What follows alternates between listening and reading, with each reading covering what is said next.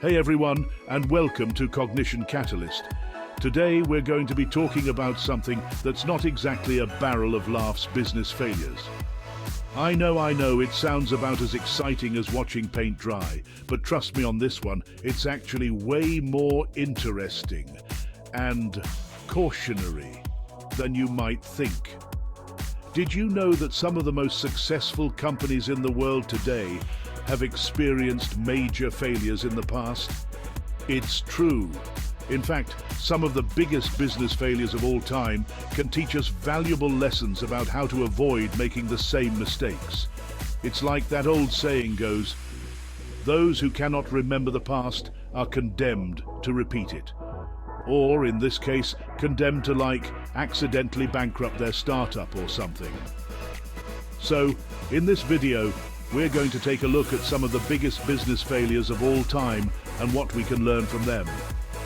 We'll cover a variety of companies, from tech giants to household names, and we'll explore the factors that led to their failures. Buckle up, because we're about to dive deep into the world of corporate crashes and entrepreneurial errors. Let's start with a story that's practically a textbook case of corporate corruption and hubris. Enron. Picture this. It's the late 1990s and Enron is an energy company. They're trading natural gas, electricity, you name it. They're hailed as innovators, pioneers, the future of energy. Their stock is soaring, everyone wants a piece of the Enron pie, and their executives are practically swimming in dollar bills. Figuratively, of course, mostly. But behind this facade of success, something sinister is brewing. Imagine a Shakespearean tragedy, but with spreadsheets and stock options instead of daggers and poisoned goblets. Enron's success was built on a foundation of, well, let's just say creative accounting and leave it at that. They were hiding billions of dollars in debt off their balance sheets, making their profits look way bigger than they actually were. It was like they were playing a giant game of Jenga with their finances. And they just kept pulling blocks out, hoping the whole thing wouldn't collapse. And for a while, it seemed like they were going to get away with it. But you know what they say, what goes up must come down. And in the case of Enron, it came crashing down hard. In 2001, the house of cards finally crumbled. A Wall Street Journal reporter started sniffing around, asking some tough questions, and suddenly the jig was up. Enron's carefully constructed facade of success shattered, revealing the truth. They were billions of dollars in debt. Their accounting practices were about as ethical as a used car salesman with a forked tongue. And their stock price? Well, let's just say it went down faster than a lead balloon in a hurricane. The fallout was massive. Enron went bankrupt. Thousands of employees lost their jobs and their life savings, and investors lost billions. It was a wake-up call for the business world, a stark reminder that even the seemingly most successful companies can be built on a foundation of lies. So, what can we learn from the smoldering wreckage of Enron? Well, apart from the obvious don't commit massive accounting fraud, there's a bigger lesson here about the importance of corporate governance. Now, I know what you're thinking. Corporate governance, that sounds about as interesting as watching grass grow. But trust me, it's important. Think of corporate governance as the system of checks and balances that's supposed to prevent companies from going all Enron. It's about having a board of directors that actually, directs, instead of just rubber stamping whatever the CEO wants. It's about having independent auditors who aren't afraid to call out shady accounting practices.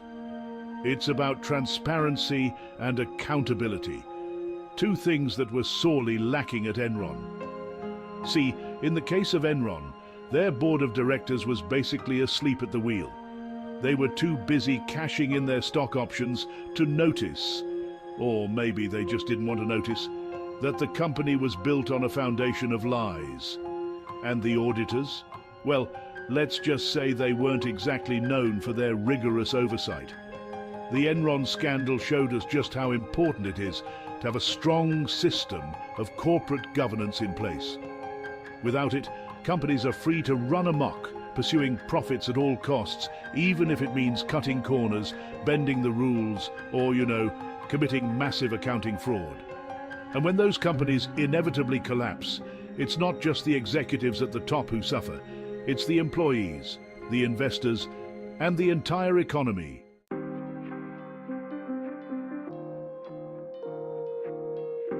Chapter 3. Kodak. A picture of missed opportunities. Now, let's move on to a different kind of business failure, one that's less about outright fraud and more about a failure to adapt to a changing world. I'm talking about Kodak, a company that was once synonymous with photography.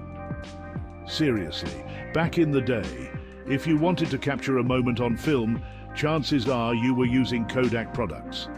They were the OG Instagram, the original influencers of the photo world.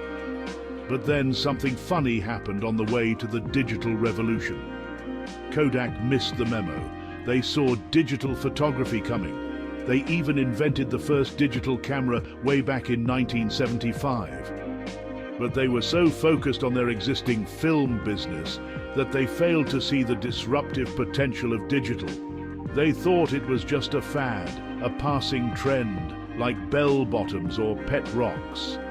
And so, while other companies were busy innovating and adapting to the digital age, Kodak was stuck in the past, clinging to their film business like a life raft.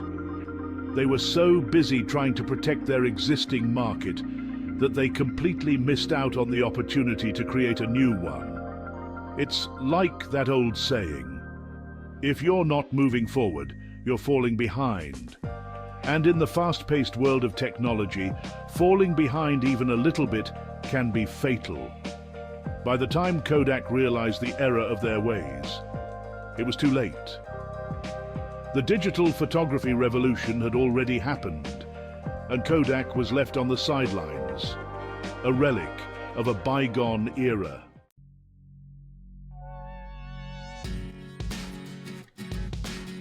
Chapter 4. The lesson of Kodak.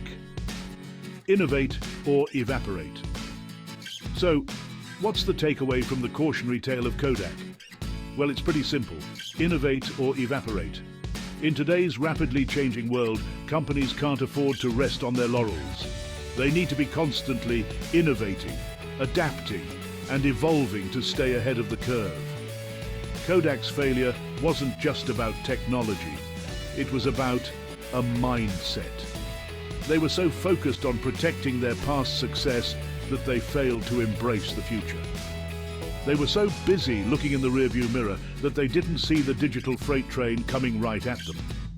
The lesson here is that innovation isn't just about coming up with new products or services. It's about fostering a culture of innovation, a willingness to challenge the status quo and a willingness to embrace change, even when it's uncomfortable. It's about being willing to cannibalize your own business if it means staying ahead of the competition.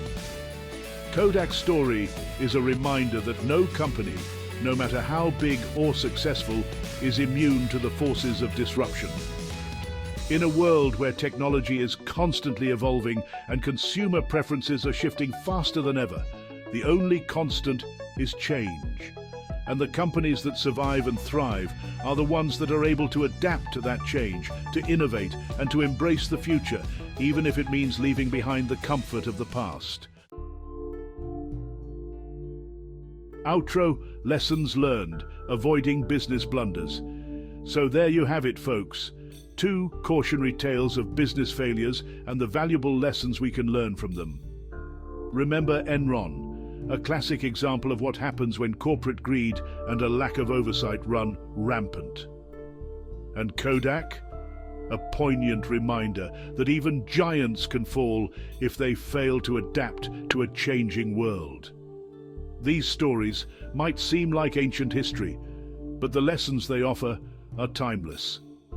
Whether you're an aspiring entrepreneur or just someone who's interested in the world of business, it's crucial to understand the factors that can lead to failure and, more importantly, how to avoid them.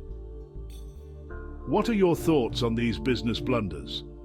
Have any other corporate crashes left a lasting impression on you? Share your insights in the comments below, and let's keep the conversation going. Don't forget to give this video a thumbs up if you found it insightful, and subscribe to my channel for more thought-provoking content. Until next time, stay curious.